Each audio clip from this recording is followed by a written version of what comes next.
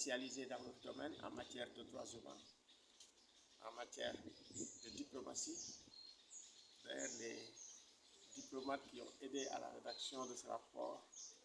Du coup, avec la sortie que l'on sait, ne sont pas venus. On commence à avoir des réserves, à avoir peur.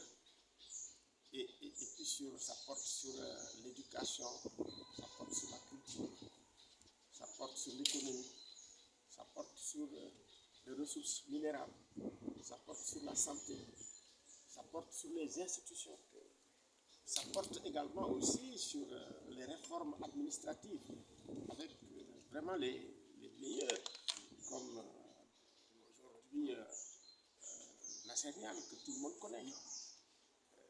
Donc nous le lançons et notre objectif c'est de faire en sorte de voir comment nous pouvons accompagner cette jeune alternance avec effectivement un débat substantiel sur des questions substantielles où nous faisons tout le temps des recommandations.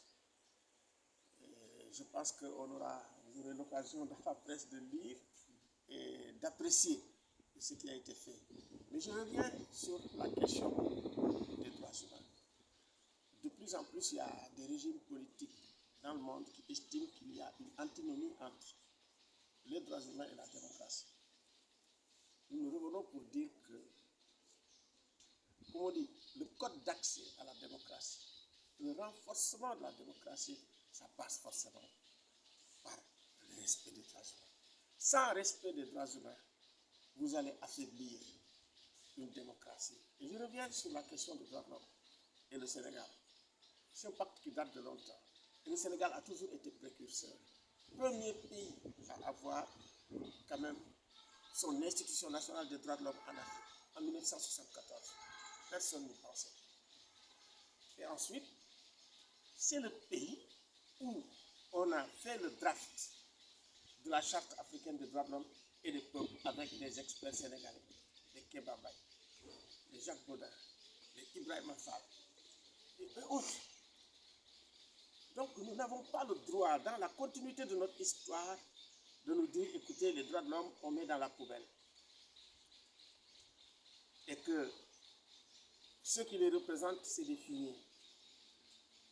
Je pense qu'il faut revenir sur ça parce que cette charge a expliqué la délocalisation de la manifestation de lancement qui était prévue au bureau régional des Nations Unies pour les droits de l'homme. Parce que les Nations Unies aussi, ce n'est pas seulement pour les technocrates, ce n'est pas seulement pour les États, c'est aussi pour les populations.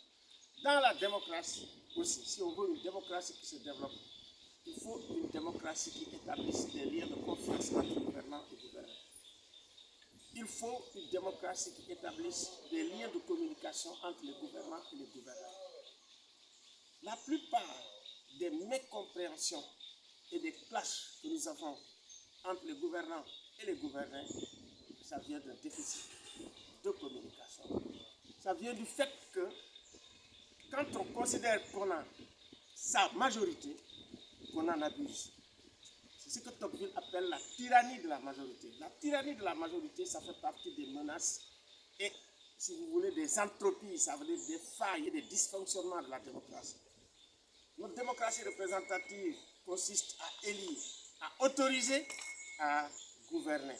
Mais en réalité, on ne donne pas un permis de conduire pour dire, mais voilà la règle pour gouverner. C'est pour ça que le débat public, et ça c'est important, c'est le débat public par la démocratie délibérative qu'on fait avancer la démocratie.